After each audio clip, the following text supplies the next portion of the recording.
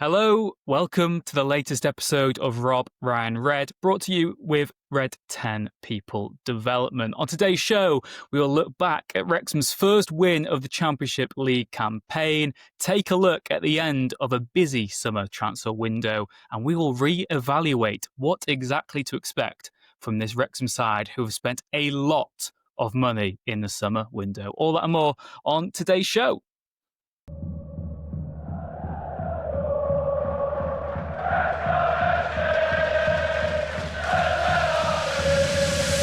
Rob Ryan Red.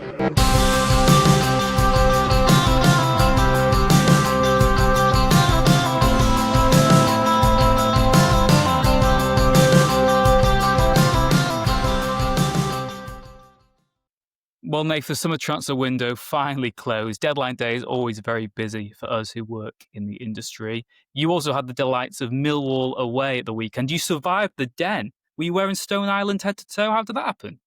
The Den, that was meant to be intimidating.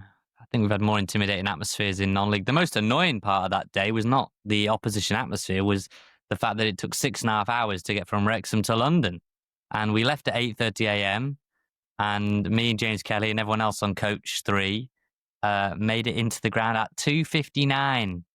So, yeah, but we won, and by the time we got on the coach home, everyone forgot about the farce of a coach journey down. But I was ready to absolutely rip the club in half pre-match, and then afterwards, I was happy. I was happy.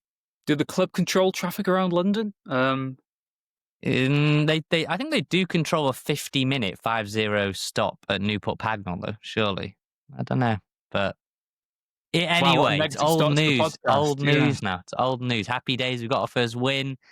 Deservedly so, I feel like. And this is where stats are deceiving, because I've seen a few people reviewing the game, and, Wrexham are the worst side to come to the Den and win in however long, in my lifetime, or whatever some of these fans were saying. Millwall had 21 shots, was it? 19 must have been off target. One is an absolute P-roller to Danny Ward. Another one's a brilliant save from Arthur Okonkwo, I will say that. But Wrexham, very, very good value in the end. And what did we say last week? We need more in more ways than one. Definitely, he was great again. Well, did we learn anything new from Millwall away at the weekend? I mean, from the way I watched it, it seemed to be quite similar to a few away days we've had in the past under Parky, where we soak up the pressure. Like you said, don't allow too many chances on our own goal, really, and we're very clinical with the few that we take. Sounds like the first half was quite dull, quite boring. Second half, we just do what Wrexham do, very clinical, very precise, and looked good. Looked like a very good win. It looked good, putting it sort of mildly. What was it? I think it was something like more than 1,500 days. I think that's right. Must be 15,000 days, something. I don't know. That's a rubbish stat that I can't remember. But it's a long time since our last win in the second division. It was a bit more than good, I would say. Second half, yeah. First half, they really targeted us down that right side. And I thought Longman in the first half really struggled. And then in the second half, both Longman and Max improved significantly. And, I think Max ended up getting man of the match on a lot of the sort of data sites. He was really good. Obviously got the assist for Kiefer's goal as well. Brilliant ball in. I learned that more players should drink yerba mate tea. Maybe I should drink yerba mate tea. I've got something in my throat. But Lewis O'Brien had this mate tea that we see very popular among South Americans, Rich, at the top level. And he was my man of the match. On the day, I thought he wasn't just this Energizer bunny. He wasn't just the Duracell bunny. He had real quality as well. And he should have had 2 goals, really, because Kiefer absolutely has to play him in when it's a 3-on-2 late on. He goes to the other side, goes to Sam Smith. That is the wrong option. It would be an easy finish for Lewis O'Brien, and then eventually does get his goal. James McLean, who was getting, unsurprisingly, dog's abuse from the minute he warmed up. And as soon as he came out to warm up, the head steward came on his little headset and said, "We need more stewards down here." And they absolutely sort of doubled down, and the invisible barrier that was stopping the Millwall fans, they would have been at him otherwise, I'm sure. They need more as well. Obviously, start this podcast where I want to send our well wishes to Danny Ward after his horrific injury. Looked really painful there. And news as well, Nath, that's going to be him out for a few months. And we've lined up chats for the free deadline day signings, so we'll get proper insight on them from rival fans. Can't say we know too much about the new goalkeeper who Wrexham have signed, to add an extra body to the squad. But Danny Ward out for a while. Yeah, very, very worrying because it's at the opposite end of the ground. He comes a long way out, and I would say initially on the collision doesn't seem, the actual nature of the incident doesn't seem immediately obvious. He goes down, he's kicking his legs frantically, and you see the Millwall player, I think it might have been Kramer, immediately signals to the bench. You usually know when the opposition signals that it's bad, get on ASAP. He was, what we could see, or what we were sort of talking about between ourselves, we could see that he was kind of clutching his face. So we thought maybe a broken nose, like an elbow. If he'd gone up like that, the player, it was difficult to see. It was at the other end, and it was a good away and it was noisy. The actual view sightline of that incident was quite tricky. The fact they didn't move him for, I think it was 8 minutes, they just didn't move him. And then obviously he gets taken off on a stretcher, receiving oxygen straight to hospital. And to top it all off, he ends the night having to order his own McDonald's at a service station. Probably not how he envisaged his Saturday night going, because he'd had a pretty straightforward afternoon up until that point. He didn't have a lot to do. Had a watching brief for the most part. But yeah, you'd have to say that from Phil Parkinson's point of view, yes, he's got two good goalkeepers that can compete for the position, but that is a huge blow. You've already lost Kakache at times for injury. George Thomason hasn't kicked a ball yet. You lost Windass to injury. You lost Broadhead to injury. Should say that Broadhead and Kakache pulled out of international duty as a result of those injuries. He'll have his heart in his mouth, I'm sure, when Kiefer plays against Kazakhstan. You just hope nothing happens there, knock on wood. And then now this, now you're down to two competent. No, I don't want to be too disrespectful to the young lad that's coming, Regan. Is it Regan Ellis or Regan Ennis or something? I don't want to be too disparaging because I don't know anything about him. Was that Tranmere? Is he going to play? I'm assuming he's coming in as the third Ruben choice. Egan. Ruben Egan, there you go. Sort of close, not even close. He's come in. I'm not expecting him to play. Arthur now has a huge opportunity that we said, Danny Ward's fit. He'll probably play all the games and Arthur will be scratching his head. It's now presented itself that Callum Burton is the number 2 goalkeeper. Danny Ward is going to be out for, I would say conservatively 4 months. It's a dislocated elbow and ligament damage. He's having surgery on Friday.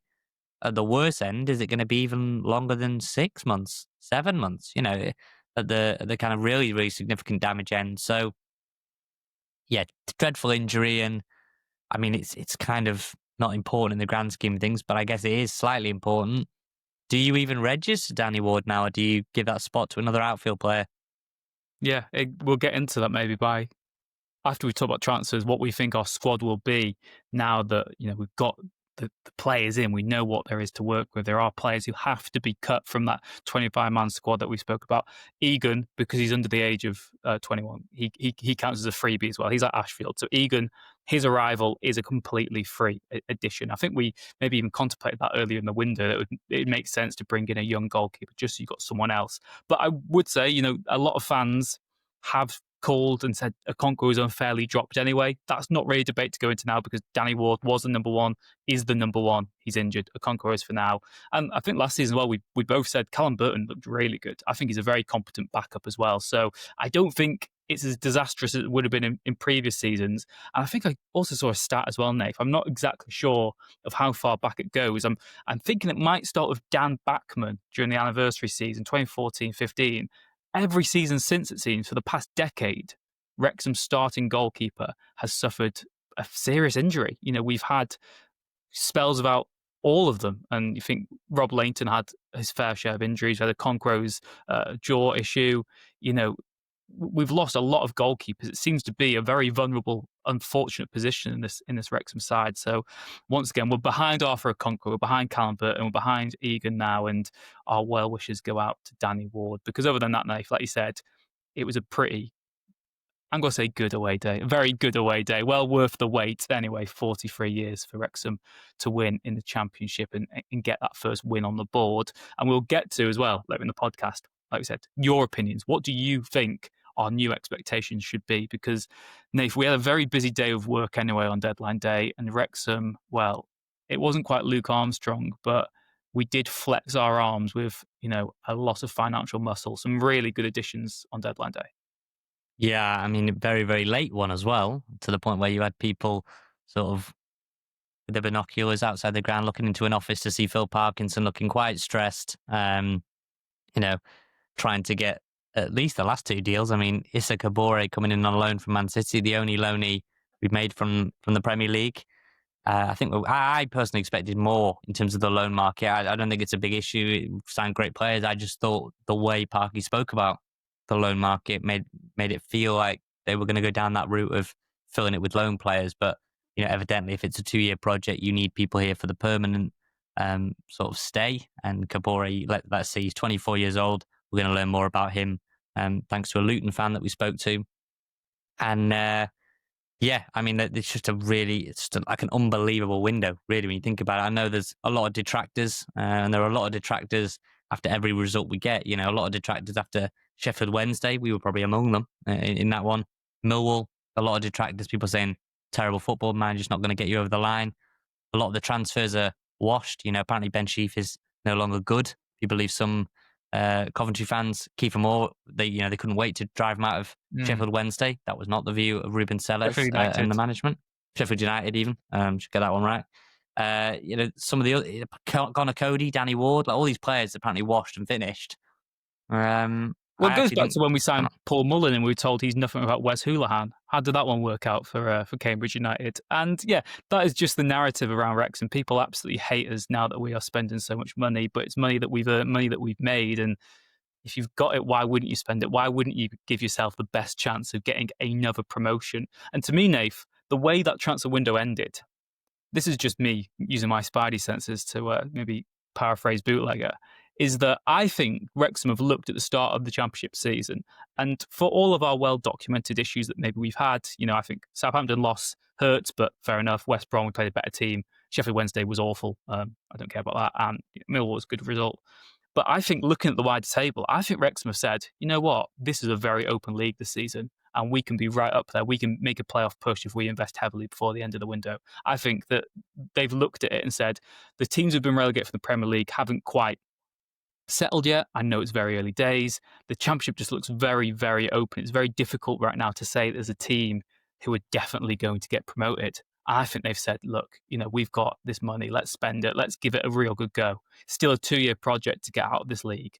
But you're putting yourself now, I think, within a playoff run, potentially come the end of the season. Just about. You'll be in that mix, I think, because the quality of the side, still think squad depth might be lacking a little bit. But those 3 additions on deadline day, they are huge. And we posted this week with Danny Ward injured, Wrexham's new strongest 11. It's a Conqueror goal and 10 new guys. Like that basically says it all, doesn't it? Yeah, I mean, got quite a bit of blowback on that for leaving out Rathbone and leaving out Cleworth. We can explain if you want why we think that's the case. We go through it then. I mean, before we go the strongest 11, I'll read you out Wrexham's business, and then we'll go the strongest 11. And I want you to explain why we settled on that as the strongest 11, because we were back and forth on WhatsApp trying to configure the squad. We wanted as many new signs in it as possible, I think, as well, just for the bait on social media. Wrexham's summer window then, £32.7 million spent. That means that Wrexham have a higher net spend than Bournemouth, Brighton, Brentford, Crystal Palace, Chelsea, Wolves, Aston Villa, Fulham, Barcelona, Valencia, Seville, AC Milan, and Borussia Dortmund. Also, some work from the BBC said 40% of clubs in League Earn, Bundesliga, Serie A and La Liga spent less than £10 million this summer. Wrexham spent £32.7 million. Little old Wrexham, who have to sign other people's cast-offs and have a massive retained list every summer, they have signed £32.7 million. We are living in the golden age. Whatever happens, pinch yourself, take a step back, deep breath sometimes. Yes, drawing to Sheffield Wednesday is now a disaster. We are living the good times. Eat it up, drink it up. This is what we've earned. We worked so hard for this. We deserve it. Ryan Hardy, £700,000. Danny Ward, free transfer. Liberato Cacace, £2.16 million. Thomason, £1.2 million. Josh Windass, free transfer. O'Brien, an initial $3 million. Connor Cody, $2 million. Kiefer Moore, $2 million. Broadhead, £7.5 million club record fee. Doyle, $5 million. Ben Sheaf, £6.5 million. Kabore, loan from Man City. And Hyam, £2.7 million. And we reckon then, Nath, like we said, slightly Bates. Wrexham's new strongest lineup. Okonkwo in goal while Ward's injured. Back three of Hyam, Cody and Doyle. Midfield of Sheaf, O'Brien, Windass. Kabore and Cacace on the wings. And up top, you've got the Cymru connection, Broadhead and Moore. That's a strong team. It is. And maybe, what would you say are the most controversial picks there? Because there'll be some that no one's disagreeing on. There's two controversial picks for me. One is Clareworth being dropped after such a good performance against Millwall, and Hyam coming in, but there's a reason why we put him there. I'd say Broadhead, just because, even from my personal opinion, I actually think the best 11 would be Moore and Hardy or Moore and Windass. Okay, and then so I think I said when he signed, I think Broadhead's a sub at best, just the way we play this team. I really do. Okay. The way when we were having this discussion, the way I saw that team is that is Wrexham's strongest team, not just for next week, but that is the team that which will go on throughout the season. And I thought that before Ward got injured. I mean, even more so now with Okonkwo. Connor Cody is absolutely signed to be the bedrock of the back three. I do not think there is any situation where Connor Cody, a former England international, signed on big money, has come to sit on the bench and cheerlead from the side. I don't believe that personally. If you want to argue that, that's absolutely fine.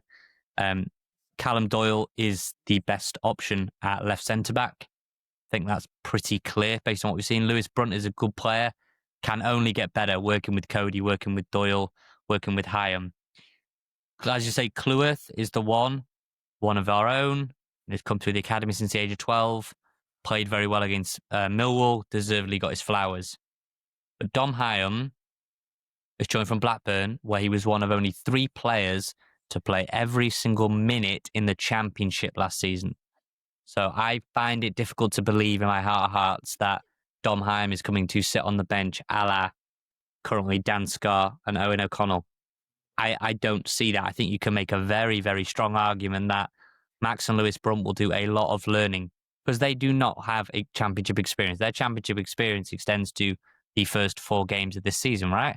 Hyam, former Blackburn Player of the Year, has hundreds of games at Championship level, played every single minute last season for them. Doyle has had many, many spells, including at Coventry and Norwich, at Leicester as well, was it? 4 loan spells, many of those in the Championship. Connor Cody, Premier League experience, Championship experience, England experience. I actually find it very difficult to argue that isn't the back 3 moving forward. I think as well, the caveat to that is it's very rare that a manager gets to play their strongest lineup every single week, and you get 2 games a week anyway. So this isn't saying Max and Lewis Brunt aren't good enough and they're going to play again. Like you said, this is almost an investment in their future because the competition for places now is relentlessly fierce. And if Hyam or Cody drops a stinker, one of those 2 could come into the team. If Doyle has a bad spell, Brunt could come into the team. You've got suspensions, you've got injuries, you've got just fatigue from a lot of matches, and you've also got the fact that we said Brunt and Cleworth, they're players for the future of Wrexham. But Hyam and Doyle and Cody, they're players for right now. Right now, they are good enough to play at top end of the Championship.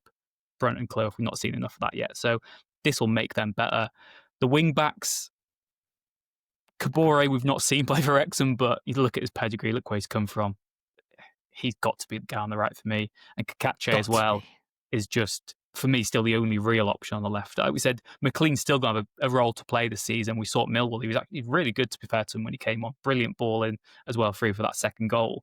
So real good depth there. The midfield, it's painful because, we haven't seen Thomason, which we say every week. Rathbone is loved. Cannon is loved.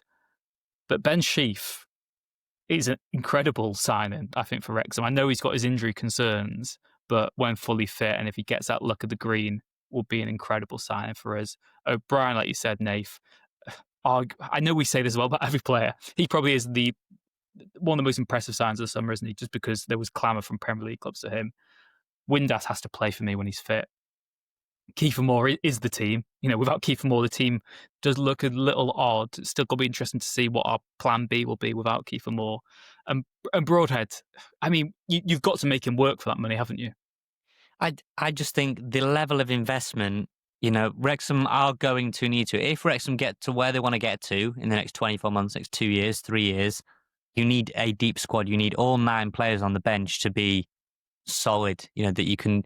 We were turning down the bench the other week and it was like, who can we bring on in midfield? We've got Harry Ashfield on the bench and Elliot Lee in Sheffield Wednesday. Neither came on when the midfield was absolutely flogged. And clearly Parky didn't feel like they were the right choice to come on. I would have liked to have seen Ashfield, but anyway, let's not sort of go over old ground there. But clearly he didn't feel like he had the options. If your option is now Ollie Rathbone and maybe towards the end of the season, if he's registered Andy Cannon or George Thomason, you and everybody else would feel a lot better. I would assume if you saw that, right, the player coming off the bench now is Ollie bloody Rathbone. Your player of the season is now your super sub. Yeah, it could be a hell of a lot worse. I know what people are saying. Player of the season, Rathbone is great, but have we not seen? And this isn't to throw any shade or suggest that he can't play at the level. But have we not seen the gulf, what it takes? Lewis O'Brien came down from the Premier League, has played in MLS, has played for Swansea in the Championship. Sheaf, was on the radar of a number of Premier League clubs only 18 months ago, 2 years ago.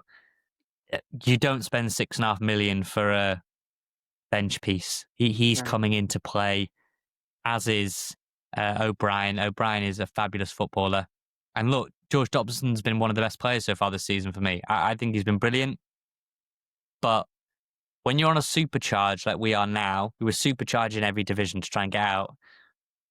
Would they love it to work with George Dobson? I'm sure they would. And it's not even like it isn't working. It's great. But they're looking at it going, there's levels to the game. We need wins. We need as many wins we can now. And I think they think Sheaf, O'Brien, and Windass.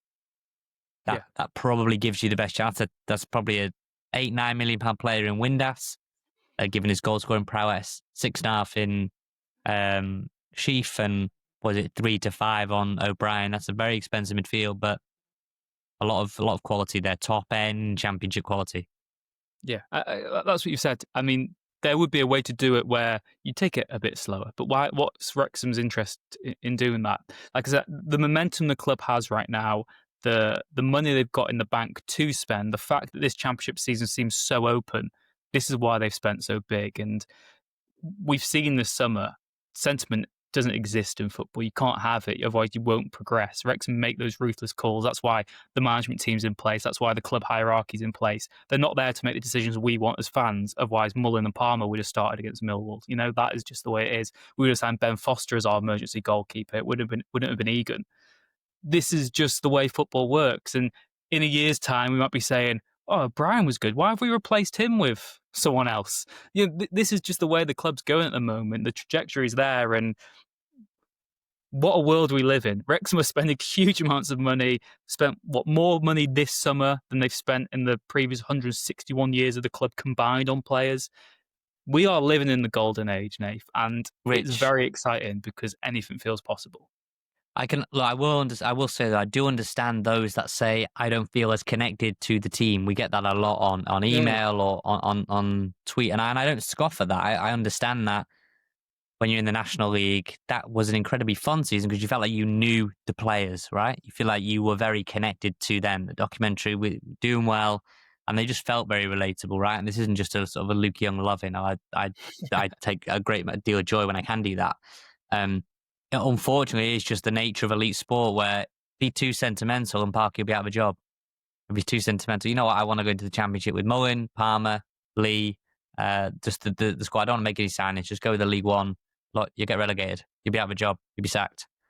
Because this club has got ambitions to get to the very top. And to do that, you need quality. So, that's the thing, right? Most clubs will sign players and it'll take them 2-3 years to get out of League Two and then out of League One. And you'll probably get a decent chunk. You'll probably get 2 years out of all these players, and then you'll come to a natural cycle at the end of the contract, and they can move on. When you're just going zip, zip, zip, zip up, you kind of outgrow everyone really quick, and that's harsh, I know, but it works both ways, right? So I know there's been a lot of criticism towards players this window, players not acting sort of right, and they're forcing their way out and everything. Well, what's the option? What's the alternative? That Ollie Palmer trains, wants to play, keeps his head down, makes himself available, scores at 2 really important goals in the Carabao Cup, and is still deemed surplus requirements and is essentially paid up his contract and told to go elsewhere and move on. George Evans, gorgeous George, no bad bone in his body, and yet, he was released from his contract, or there was some sort of mutual settlement, and he's gone to Burton Albion. So, as much as players get criticism when they push for these moves, and some of the players that Wrexham have wanted have really angled for those moves, it's difficult, right? Because we've seen the other side where the club is quite happy to go, right, we're done with you, Fal, we're basically done with you, loan you out. Revan, we're done with you. Gorgeous George, we're not sure if Andy Cannon's going to get registered. We're fought over the registration limit. Well, yeah, there's a lot of promotion heroes that have been going door. Wickham made an approach for O'Connell later on. That didn't end up coming to pass, but gone. And, it's always the players that get the blame when they want to leave. So we're in a territory now where it is more clinical. It is more top level. And that is less community focused. That is less relatable. The money goes up. The cars go from Ford Fiestas to Lamborghinis.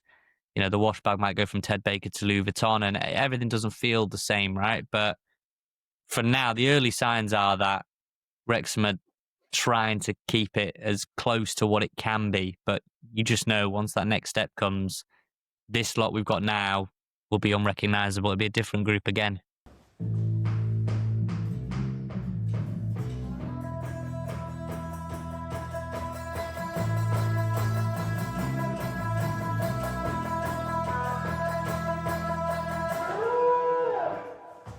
Yeah, I'd also say, though, to counteract that is, while we're getting sentimental saying, oh, isn't it sad when these players are leaving? One of them is Ollie Rathbone, who only signed last summer anyway.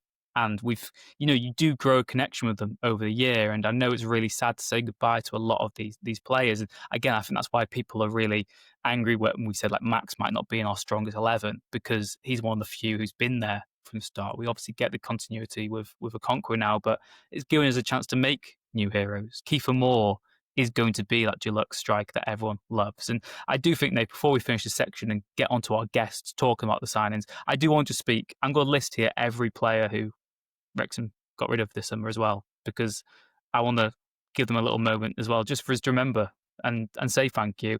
So Sam Dolby, free transfer, joined Bolton. George Evans, released, joined Burton Albion. Jordan Davis has now signed for Fleetwood after being part of the PFA scheme. Ollie Palmer signed and scoring for Swindon Town. Mark Howard released, now at Salford City. Brad Foster, Ross County.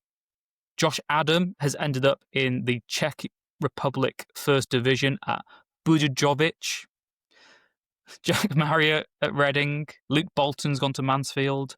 Will Boyle is at Slops. Luke McNicholas at Forest Green. Mullins on loan at Wigan.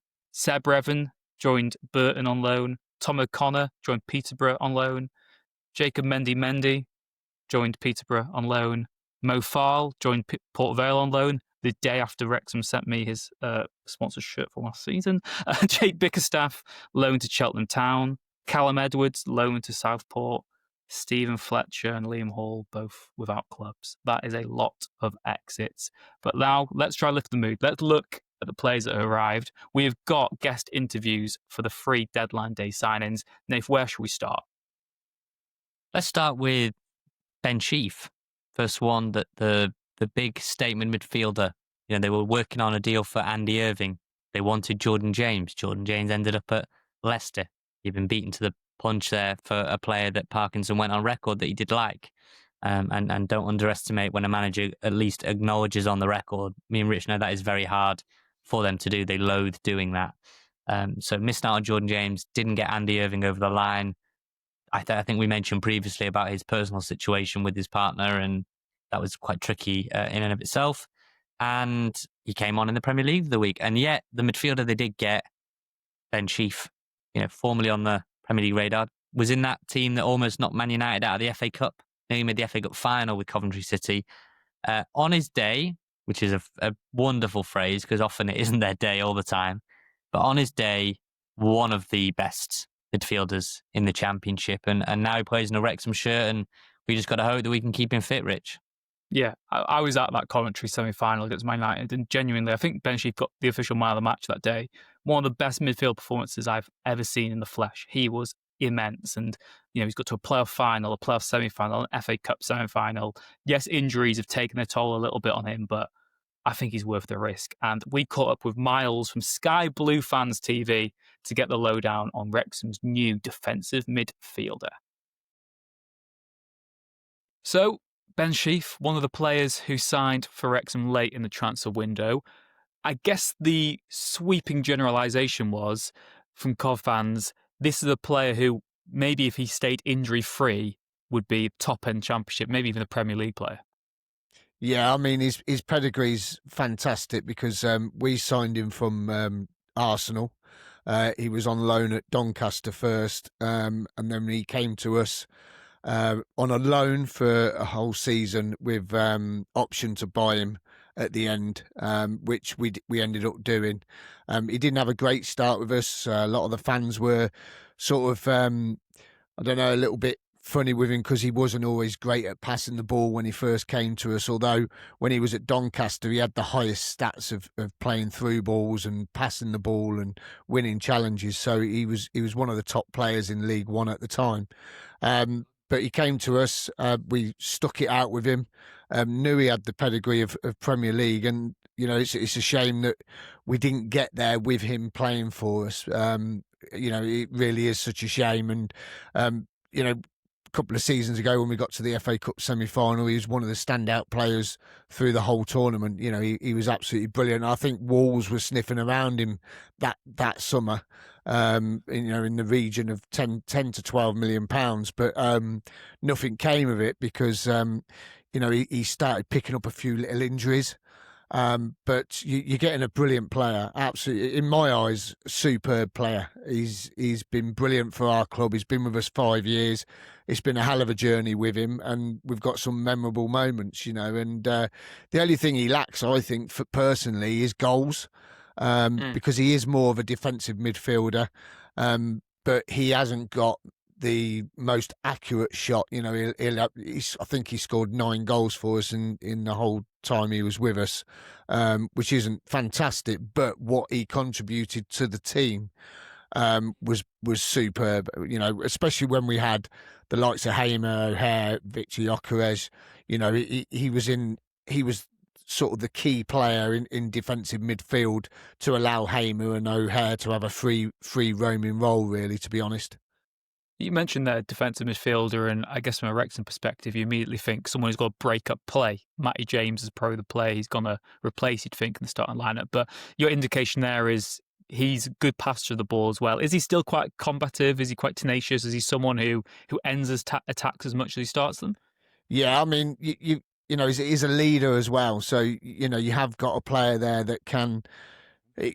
He's got a bit of everything, really, apart from, as I say, the finishing side of things. So, he can break up play. He'll chase back and he'll try and get a tackle in. If you've seen some of the games over the last few years or some of the highlights this week that he's put out himself, some of the tackles that he comes in with, one of his favourite is coming in from behind, but from sideways on, and he sort of slides in. There's a few, he does that quite well and doesn't really take the player out.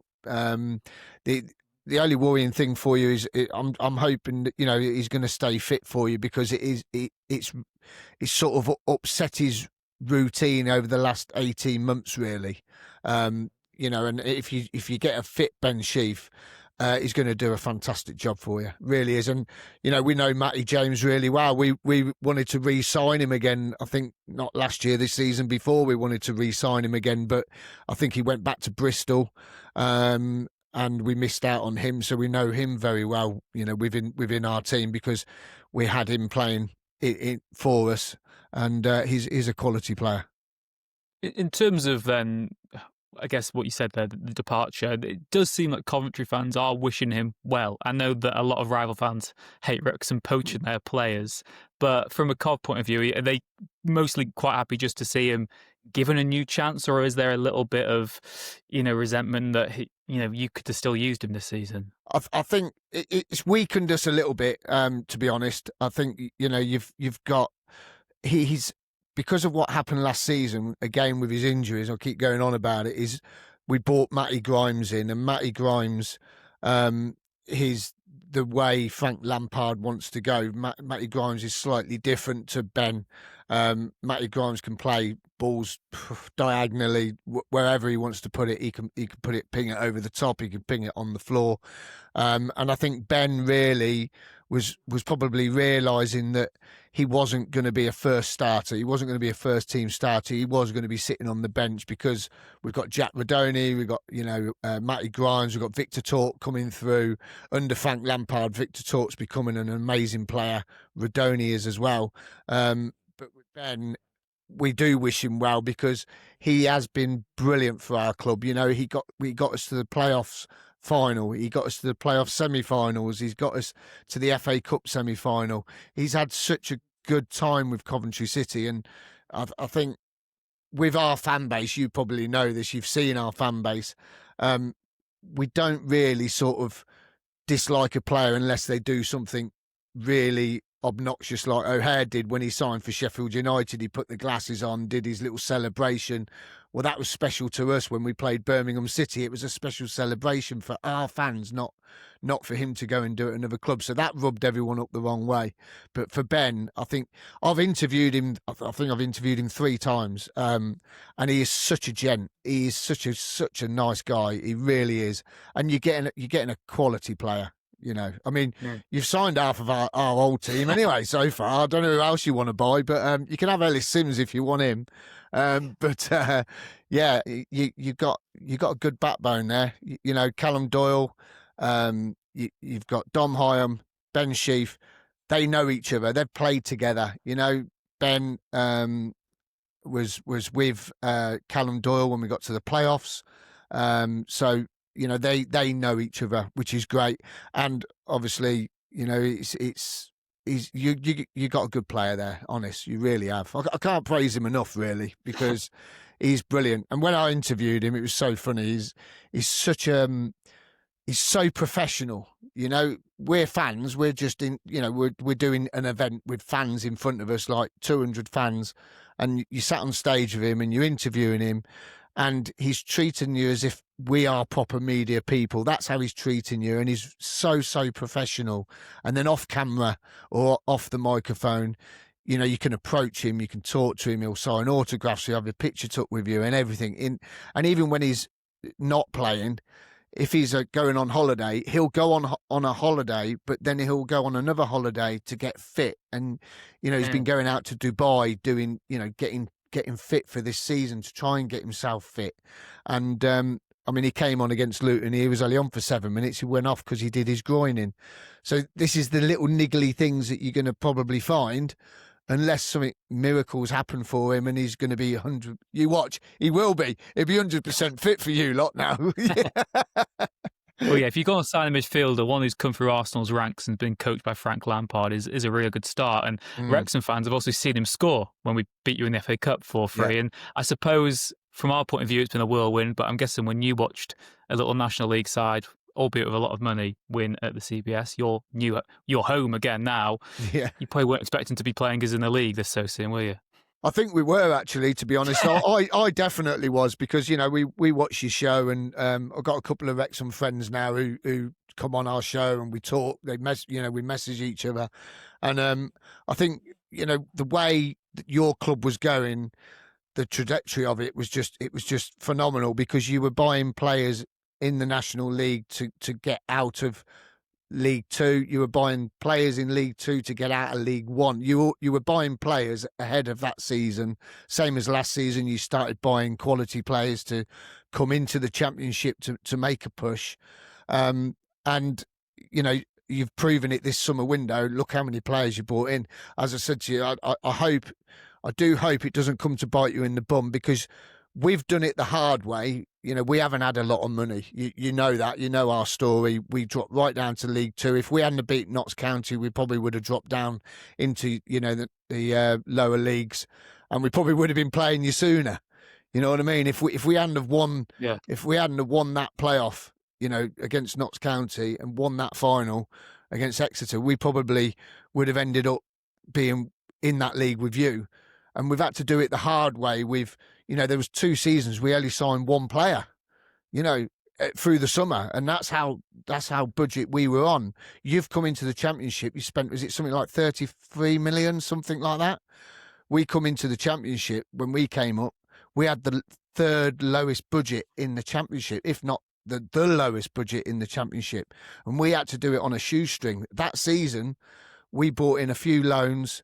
And then the following season, we brought in 1 permanent, which was Casey Palmer. So we've done it on a real budget. It's only the last 3-4 seasons since the playoffs is the first time we've really had money to spend. And we've spent money, but we're still here. And as I say, I hope it don't come to bite you on the bum, because you've got to work to get out. This is different. This football is completely different. I know we're only 4 games in, but this league, is a different kettle of fish. It really is. Top can beat bottom can beat top. That's how this league can be. You look at us last season. We hit the playoffs because we went on a 13-game unbeaten run. Went to Luton, got beat. Went to Plymouth, got beat. Went to Portsmouth, got absolutely annihilated. When you go to Portsmouth, wow! I don't know if you've been to Portsmouth before, Fratton Park. It is such an intimidating ground. It really is. And the fans are so intimidating. Birmingham, where you played them last season, you've seen what's happened to Birmingham. And I think, you've got to be really careful in this league, because it can come to, if you become too confident in this league, it can bite you on the bum. Look at Luton. They went up, come down, gone down again. Sheffield United, record points last season. I think it was 94 points, finished 3rd. They only finished 3rd because the other 2 teams got 100 points, and now they haven't even won a game yet. With 4 games in, they haven't won a game. So it can all change. Even us, us. I mean, we've had a good start. This is our best start we've had for 4 or 5 years. You know what I mean? We've always started off slow. We're so chuffed that we're on 9 points. You know what I mean? We're expected to be on the board soon, aren't you? Yeah. I guess worst case from Wrexham's point of view is we just hire Frank Lampard and sign Hadji right as well, and that's what we'll do. I guess from a Cov point of view as well, obviously when Robbins was sacked, there was, a lot of outrage, I think, from the wider football community after the job he's done. But this season now for Cov, like you said, you've had, as good as you've been the last few years, you have just fallen short every time. And how do they build themselves up? Because surely the expectation now has to be playoffs at a minimum. I think, yeah. I mean, it is. It's literally playoffs at minimum. I mean, Doug King had a plan when he came in. He wanted 3 playoffs out of 5 years. We've done 2, and we've done a semi-final.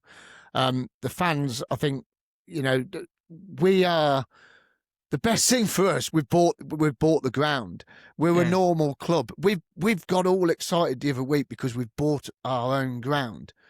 And now we're a normal club, you know what I mean? And it seems daft to say, it really does seem daft to say, but we are a normal club. But we've got excited about it because of what we've been through.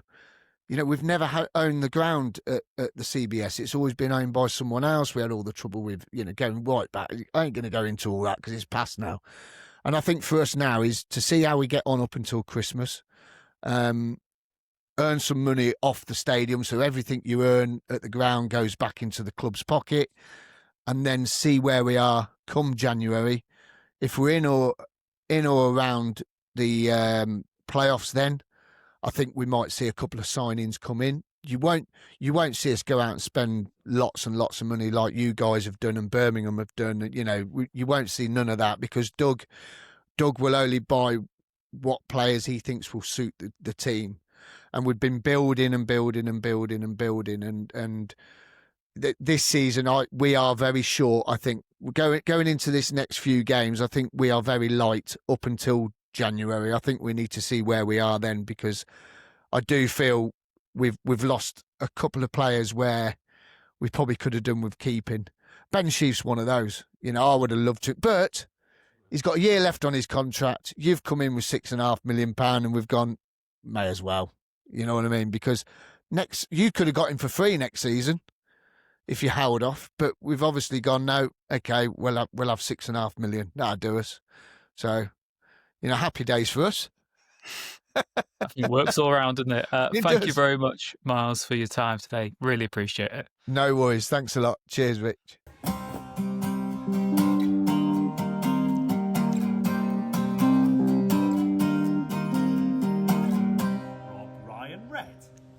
Well, Nath, yeah, sounds like he's going to be an upgrade on what we've got already, a bit more mobile than Matty James, can still break up play, start attacks. I'm very excited about that one. But we were spoilt on deadline day, weren't we? Should we go to Kabore, the loanee from Man City, play at Luton Town as well? I'm very, very excited about this one. That's Kabore. It's got to be the chant, and it surely it's a slam dunk, that one. I just think, people were getting very agitated at the pants he wore. I thought they were. The leopard print. I thought they were fun. A lot of people were getting quite stressed about his fashion choice and sort of saying send him back. But no, I very much enjoyed that. And look, he's a difficult one. He's had a lot of loan spells. He's 24. He's not a kid. And it doesn't really matter if he was. Almost all loan players have to be registered anyway, so it wouldn't have mattered. But I think, a player that's got assists to his name in the Premier League is a good option. And look, Longman and Barnett have had moments, haven't they? I think their season's been pockmarked by moments. We're going to need somebody that is just solid. And Kabore has that pure pace. So I caught up with Finn from the Oak Road, just getting that right, the Oak Road Hatter podcast, to get the lowdown on, well, that's Kabore. Right, I have had about a million tech woos just to get this chat set up, so let's hope it's worth it. Finn has come on to talk about Issa Kabore, Wrexham's new signing, one of the deadline day signings, on loan, the only loanee we've managed to pull off this window. 24-year-old, very well established at the level and reliably informed by other Luton fans. So I've got Finn on to talk about Kabore, who has been at Luton. Finn, firstly, are we getting a good player? And if so, what can we expect? I think you're going to get a player who's committed to everything you do on the pitch. It's difficult to say how good he was for us because he was with us with the season when we got relegated from the Premier League. So it's quite hard to see what he can really offer in terms, particularly going forward. But he's a player that's fully committed to the cause, as I mentioned, and he will put his body on the line every time he gets into a position that he needs to. When we had him, obviously we had him as a right wing back in a back five, as you guys tend to play, I guess. And just because of the injuries we had in our defence that season, there was often times where he ended up slotting in at centre back, which you could see he wasn't naturally looking to play that position, and who's physically doesn't have what it takes to play that. But I can't question his commitment. He's tenacious as well. He's a quick wing back, and he'll work hard going forward and going back as well. He got us 2 assists. Well, we got 2 assists from him in the Premier League as well. One of those was against Liverpool when we got a draw at home, when we really got to see his pace, when Ross Barkley played him through on the right and he just bombed down the wing. So you're getting pace, tenacity, commitment. The one thing that I think a lot of Luton fans questioned was his composure. He was pretty uncomposed when he was put under pressure by more physical players or more skillful players, and did have a bit of a tendency to dive in. And I guess that's probably why he's not been able to get into that Manchester City side, because obviously Pep's looking for a composed player on the ball. And I wouldn't say he is that, but in a counter-attacking side, he's a real threat going forward with his pace. And if he has got his sort of delivery on the mark, he's a really dangerous right-sided player.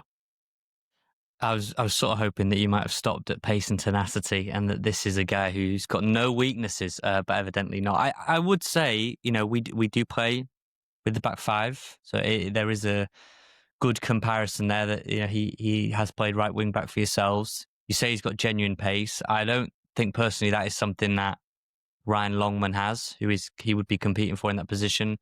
Ryan Barnett, very good going forward.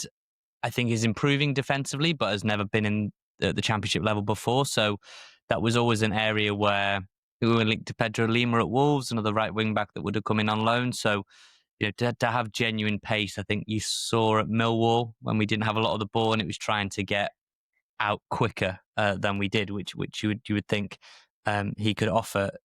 What is he like in terms of his defensive capabilities? Because we've got a lot of wing backs who are better going forward than they are going back, and we've conceded a lot of goals already. Again, he's committed to it, and I think with the right players behind him in centre back, who'll tell him, sort of help him with his positioning. I guess you really get the best out of him there when you've got some leaders behind him to sort of almost command the defence. We did initially have that in the Luton side, and then when we lost players like Lockyer, obviously halfway through the season, and then we just amounted more injuries in defence, we sort of lost that composure. And then eventually he picked up an injury and he lost his place in the side to Ogbene. So it was difficult for him to establish that place back in the squad after that, but he did slot in at centre-back when needed, but you could tell he wasn't a natural there, but he put his body on the line. That's something no Luton fan would question, that a lot of his best moments were tracking back and sliding in and blocking a cutback from a winger trying to cut the ball into the box.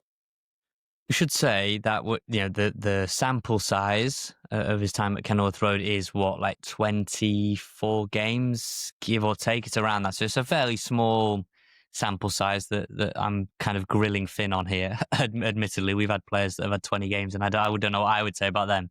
I guess what I could ask you about Finn though is that you mentioned that a couple of assists in the Premier League. You are that team that have basically gone all the way, done what Wrexham want to do.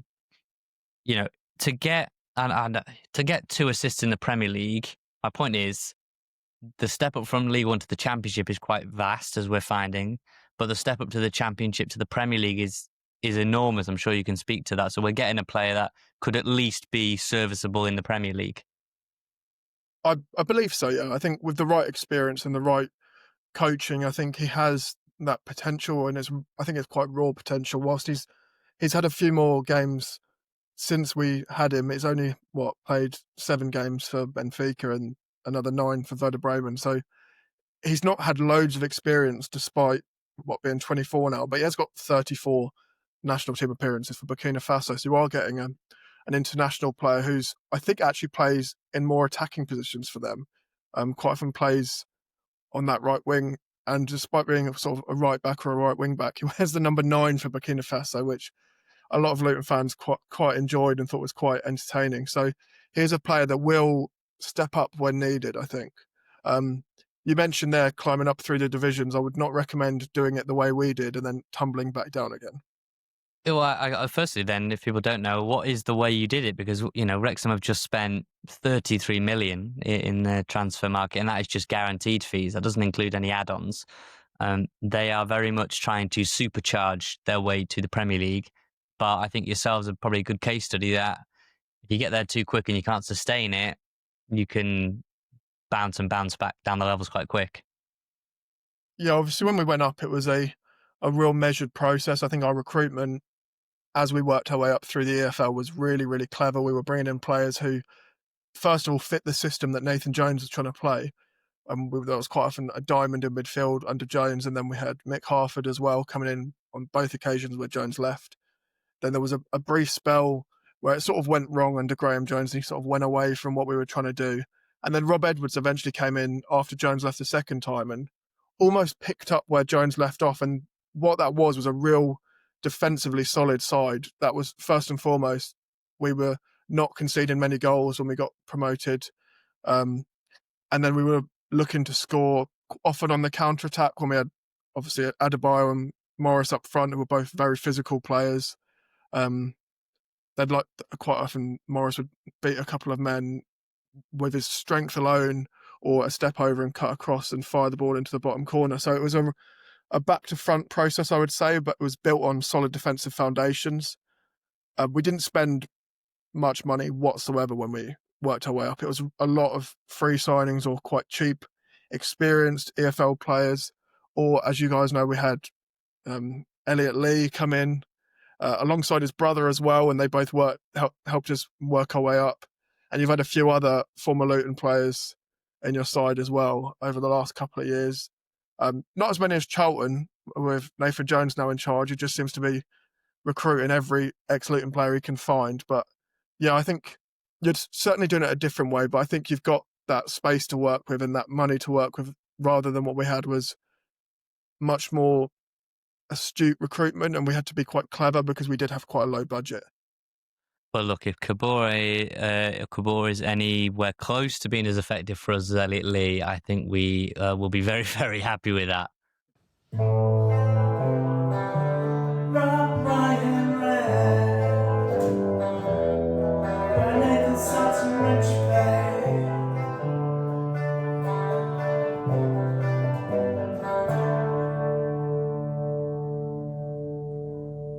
So, Rich, as you were saying there, it's a move which gives Wrexham pace.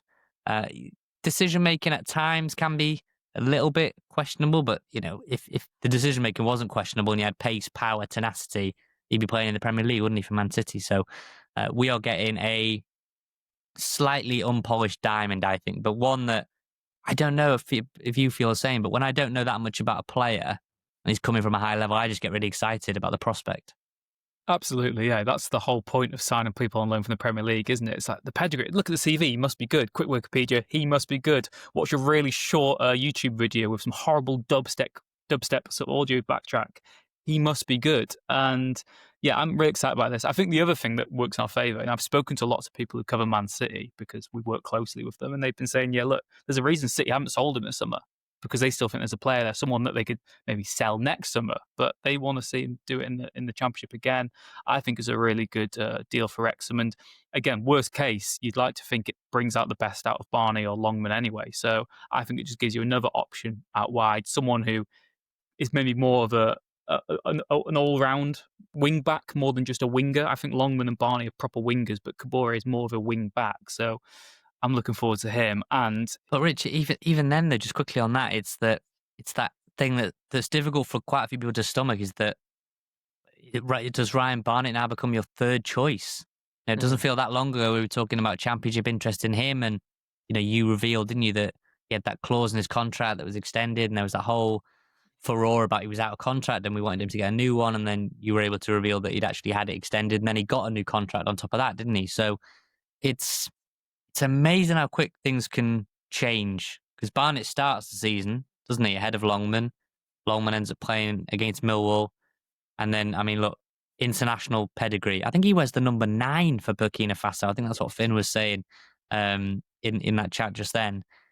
I think that we've also got to accept that, Hyam, we're going to get onto shortly, Kabore, international pedigree players. So, yes, it might be your favourite player that misses out, that I would love to see Barney and Max as that right sort of side combination. But we've seen that get targeted already, and it's a long old season if you don't fix a problem that you can see after 2 or 3 games, and that's what they've done. They fixed it. And if you see Max and Barney playing again this season, it means that both of them have stepped up incredibly. So bring it on, what a problem it is to have. But we mentioned it at the start of the podcast, Max Cleworth might not be in Wrexham's strongest lineup. And the reason is because we signed Dom Hyam from Blackburn instead. Nath, what's the lowdown on him? Well, I could try and give you a lowdown, but I thought I would ask the Blackburn End. I should have just checked these. I've got them off camera slightly, but the Blackburn End podcast, very, very good and very, very knowledgeable, although quite depressed fan base right now with how their window went, and particularly losing Dom Hyam so late on. As I said, former player of the year. And the main takeaway from this, Rich, is if you're watching it on YouTube, you'll realise that the Blackburn End have got a far superior studio than myself and Rich have been able to cook up. So without further ado, let's get the lowdown on Dom Hyam. Right, the latest of the deadline day recruits then. Late because he was in Scotland. That's where he was doing his medical. There were no pictures of him. I was getting lots of messages off Blackburn fans saying, I think it's fallen through. Wrexham fans saying, I think the deal's fallen through. No, it didn't. 11 p.m, Dom Hyam, the last in the building, number 13. Unlucky for some, mainly Blackburn.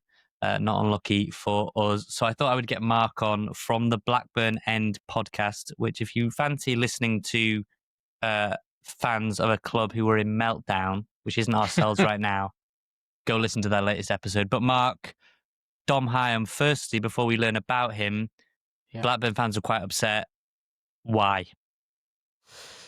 Blackburn fans are furious. And it's not about losing the individual of Dom Hyam. It's not necessarily about his qualities as a footballer as much, and I'll come on to those. He does have those. It's the fact that we've lost over 900 minutes of championship experience over the whole window. We've replaced it with, we're being sold a project, we're signing younger players, we're signing players from abroad. That's all well and good, but you can't do that in one big hit. We've replaced near enough all our championship experience with those players. Then we rolled into yesterday, and we have Dom Hyam, who's played 50 consecutive championship games. We have Hayden Carter, who's another centre-half who we actually really, really rate, but his injuries are just absolutely hampering his career. Scott Wharton, Adam Wharton, those of you that know the England international, his older brother, who's been out for 14 months, is just coming back. And we've signed Sean McGockcombe from Hull, who's suspended next week because he got sent off. So we had one fit centre-half, really, in Dom Hyam, and then we've let him go. And we've now got two unreliable, injury-wise centre-halves, and Sean McGockcombe, who's suspended and didn't bother to replace him. So Rovers fans are furious. Yeah, understandably so. I can feel that. I can feel the fume through, and we can all see your lovely setup. I can feel the fume if you're not watching. Dom Hyam, though, like you say, was one of three players, I think that's right, one of three players that played every minute of the championship last season. Now, I always say on the podcast, the best ability is availability more often than not. Absolutely. He has been that. And I guess for anyone who doesn't know him, there's clearly more to him than just going out there and you haven't always been in the championship struggling. So what can we expect what can Wrexham fans expect from Dom Hyam? Yeah, no, he came in under Yondal Thomason at a time when we were short of a steady centre-half, I think is probably the way to describe him. And he came in and he won Player of the Year for us in his first season. He came from Coventry for a relatively low fee when Coventry was struggling financially. We took advantage of that. Brought him in, and he started due to injuries, and he never lost his place. He then found himself towards the end of the season, his form dipped a little bit, but he'd moved over to the left-hand side of defence. I'll talk about that in a second. The season after, he became club captain. And John Eustace has talked about this subsequently, and he felt that the weight of that was too much for him, and he focused too much on that, and he felt the pressure, and he struggled with that. But he was also on the left-hand side of defence. This season, the captaincy's disappeared. He's moved on to the right-hand side, and he looks a far better player. I think over the years that we've had Dom Hyam, we've had him for 3 years now, what is quite clear to me is he's a very steady championship centre-half. He's more capable of holding his own. He's available every minute of every game. He's played every minute of every game this season. He is not as good if he's on the left-hand side of defence. There is quite a big dip there. Some centre-halves, it doesn't really matter. He does struggle a little bit with that.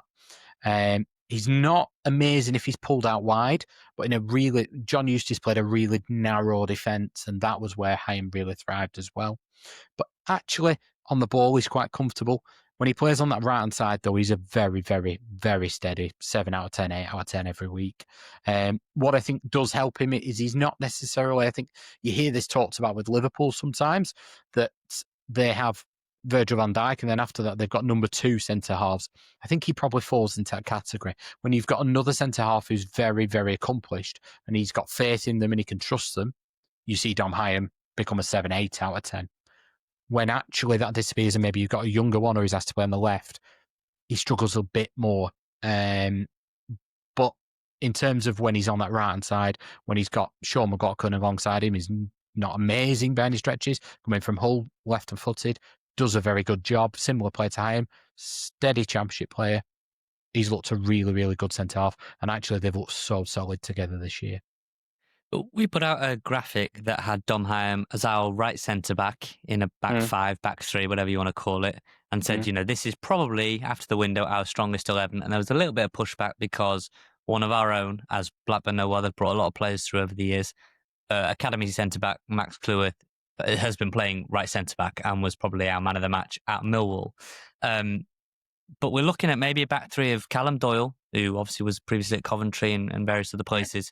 Connor Cody, very vocal, Premier League experience. Dom Hyam, Scotland international, very experienced at 29. And we've kind of got young centre-backs, Lewis Brunt on the left side as maybe the second choice, the backup, and Max Cleworth that might become the second choice.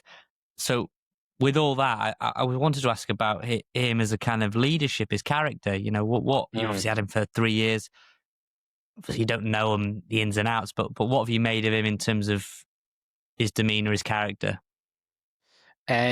Somebody who is very resilient. So we had some tough times in the second season under Jon Thomason. For your viewers who don't know, the first season Hyam came, we were in the playoffs on the final day, then out and then in. We missed out on goal difference. Jon Thomason fell out with the board and we had money issues over in India and drastic sales were happening. We just stayed up that season. Last season we finished 7th again. And he's played really well when he's done that. But his resilience through the tough times, he was always showing up. He was captain at the time. He met with supporters. When you see him out and about, he's somebody who'll stay for 45 minutes after a game with the supporters. All the players think the world of him. You'll see if you go on his Instagram, the amount of messages he's getting from current players and ex-players saying how much they think of him and how telling him to go and smash it. I mean, it's a common theme at the moment. A lot of our players are leaving and a lot of ex-players are telling them well done on getting out. But yeah, I think he's somebody who'll be universally liked. He doesn't rock the boat. He just seems like a really good egg. His mum and dad go to all the games, home and away. The fans know them. Very supportive. Seems like he comes from a really good family unit as well. Just seems like a really good guy, to be fair. Music to our ears, all that then. And I know that I'm sure we'll chat, before around our games, and fans can listen to the Blackburn end if they want to just sort of listen and learn about the mess, I would say, that's going on at Blackburn right now. But lastly, then, I just thought, what are your feelings on the Championship this season? Because we did our pre-season predictions. Rich was near now, had Blackburn finishing pretty low. This was before it all kind of went a bit south in the transfer window. We had Birmingham really high. Maybe we didn't have Leicester very high, but they look really good. Ipswich have started really slow. Coventry are great again, and Oxford are maybe struggling under Gary Rowett. So what have you made of the kind of the early signs of the season? Do you think it's going to be a completely mental division where anyone could finish top and bottom and mid-table?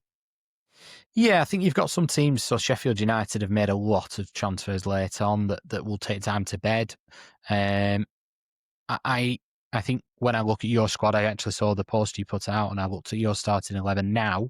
I think a few weeks ago, I thought you'd survive. I didn't think that was any danger, but I thought you'd probably finish around us mid-table. I've actually got us finishing a lot lower now. And I think looking at your squad now, you've added that Championship know-how. People like Lewis O'Brien are good players. They were getting most Championship team. Sheaf's a great signing. And then you've signed steady Eddies as well, like Dom Hyam. I think you will do very well. I think in terms of the Championship, every single year people talk about, this is our chance to do it because next year it's going to get harder. It doesn't seem to get that much harder. You don't really feel teams are running away with it. Leeds kind of did last year, but when they came to Ewood Park, you watched them and they didn't have the quality they had the year before. The Championship quality is becoming a bit more condensed, I think. And I think if you've got people who are able to play week in, week out, they're resilient, you are able to get on a roll, you can continue that. And looking at the players you've signed, I think you've got a lot of robust players who will be able to do that. And the teams that manage to do that week in, week out, but the ones that will be up there. And it could be any of them. I think Birmingham's big. I know you've made a transition period this year because you've got such a big turnover, but Birmingham's have not signed as many Championship ready players. So they could be high. They're a bit more of an unknown. I think you will. I could see you now finishing the playoffs if I look at your team, I'm being honest. I see a podcast called Rob Ryan Red. It is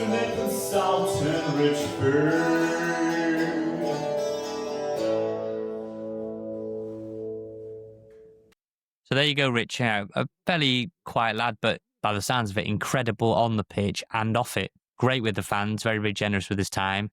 His parents go home and away. Love that. They are sort of well known among the Rovers fans. I'm sure they'll be well known soon with the Wrexham fans.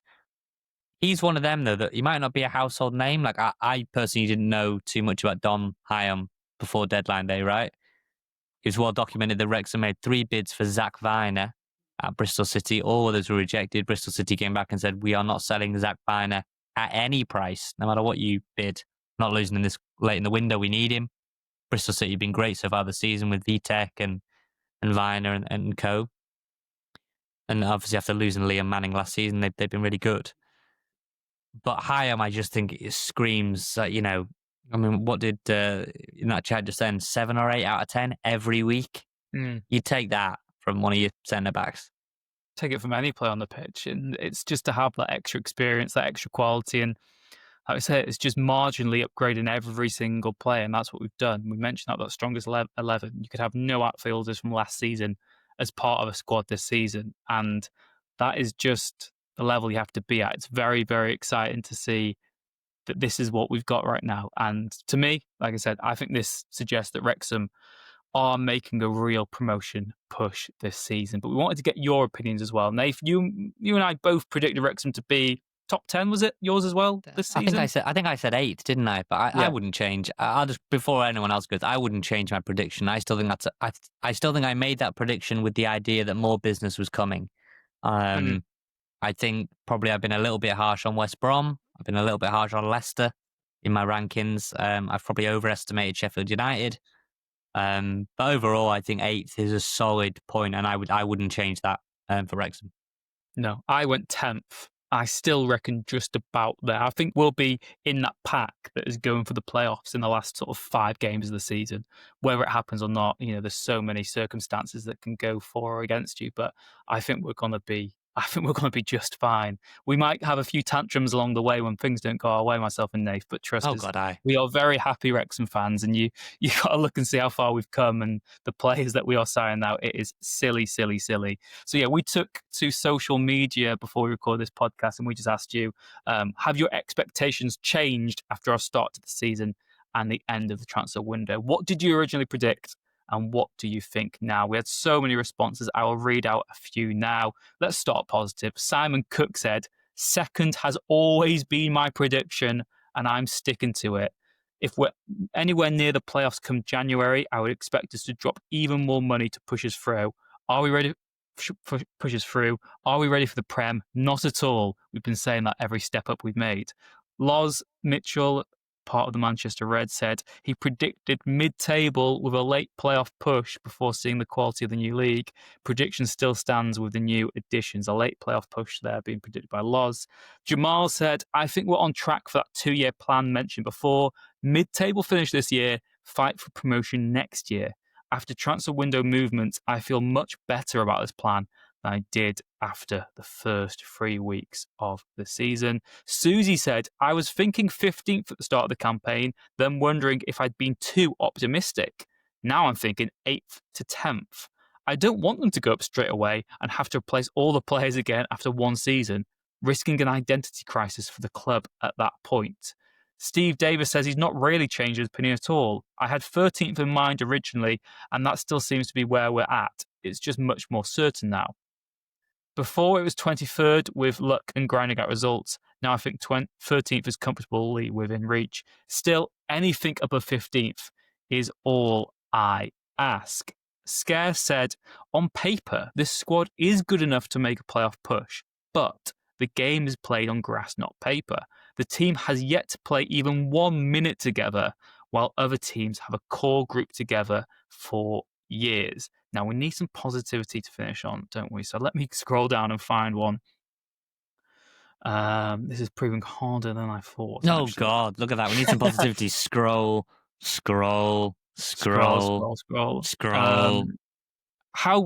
Okay, here we've got one from GLDWRTH, which is difficult to pronounce, but it said, before the transfer window, the team hadn't formed yet, so no expectations.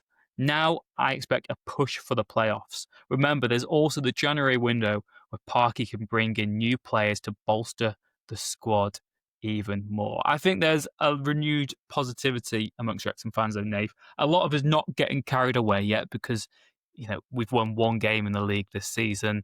We've dropped some easy points as well already in that Sheffield Wednesday game. Like you said, lots of good players. They've got to gel. One injury, I still think, to Kiefer Moore could really unravel what we built. It's going to be a learning curve. Let's just enjoy the ride, eh? Yeah, well, we can enjoy it during an international break. I just hoping that nothing happens to Kiefer Moore. He's wrapped in very much in cotton wool. Playing on an artificial pitch in Kazakhstan is filling me with dread. It'll be a tough season. I was looking at the table. I think you could finish in the playoffs and lose 14 games, 15 games sometimes. You can lose a lot of matches and finish We've higher got two of those out of the way already. Yeah, we've played tough games. Don't get me wrong. I still think Southampton will be my league winners. We've played them away. We've been away to Millwall. I think that's a tough place to go. We've played West Brom. They're going to be right up there with Ryan Mason. You can make we still haven't played Coventry. They're going to be really tough, but they're in the next. Did you see that the club have balloted for the next 5 games as well? By the way, so it was like one game. Here's 5 all at once, and then probably nothing for ages. And so we've got tough games coming up. They're all really tough in the Championship, though, aren't they? But there are some that I think Wrexham will look at now and think they can be the favourites in rather than the underdog in every game, which I feel like if we'd have sort of stuck with the squad that we went into the season with, we probably would have been the underdog in most games. So I think we still lack that little bit of X factor. I know that was the term likened to Nathan Broadhead, but I still think we missed that real sort of gem of a wide player, but we don't really play with that system. A lot of those players are playing in a 4-3-3. So we'll see. I'm excited. I think Ben Sheaf, most games are won and lost in the middle of the park. Ben Sheaf, Lewis O'Brien, Matty James, Dobson, Rathbone, Cannon if he ever gets involved, Windass. We've got an unbelievable engine room in there now. Goals, quality, assists, a lot to like. I'm very, very excited about that area of the pitch now. And a reminder that after the international break, it is Wrexham at home to QPR, then a trip to Norwich in the league, and then Reading at home in the Carabao Cup. That game has been confirmed for the 23rd of September, which is a Tuesday night. Can you believe if we win that, we're in the last 16 of the Carabao Cup? Let's not get too giddy. And then there'll be Derby in the early kickoff and Leicester away to end September. That is a fun month, packed with games, and we'll be with you every step of the way this month as well, of course. Please do get your emails in for next week's show. This week's been reacting to the transfer news. Next week, we will obviously preview the QPR match, hopefully with a guest as well for that one. But if you've got any burning questions after the transfer window, after the first 4 matches of the league season, then please do get them in. robryanred@gmail.com and robryanred.com. There's a contact us button there on the website as well. And maybe, Nate, it would be good if anyone wants to give us some backdrop advice for our setup after seeing that Blackburn podcast. You're in your flat. I'm in a converted loft with a very leaky roof. But if people want us to try and get higher production value, let us know what would work, what wouldn't work. Because maybe I just need a plan that looks. This one looks like it's in worse condition now that I'm back than when I was away. It was thriving when I was away. I've actually got the opposite problem, and I'm going to get it now. I've got a plant that has outgrown its plant pot too much, and wow. The roots are causing havoc in my loft. If anyone's on audio, then this is probably the point that your podcast has come to an abrupt end. But wow! So that's okay. That's the plan. Look how long these roots are. Yeah, I mean, anyone listening at this point is very confused. But this is atrocious audio content. Basically, is it like a cheese plant or one of the mysterious whatever? The roots are very long, growing out of the plant. I don't know what to do with them. Can I cut them off? Yeah, our sort of garden and spin-off shows just hit the rocks. So yes, this is classic international break content. But yeah, another week, Rich. That's it. Yeah, another week done. Thank you very much to all of you who survived that. It was awful. I would have turned it off as well if I was you. You can delete the aggressive message on YouTube. That's fine. Thank you for watching on YouTube. Thank you for watching on or listening on whichever platform you're on. We really do appreciate it. A reminder, get your emails, get your questions in for next week. We will have a bit of a mailbag ahead of QPR. Thank you very much to Red 10 People Development for their continued support of the podcast. Thank you very much to Wrexham-based band Hypnotic for the music that stings we hear in the show. Wrexham are in the Championship, might be in the Premier League soon. Take care. We'll see you again next time. The Wrexham AFC podcast with Nathan Salt and Rich Faye.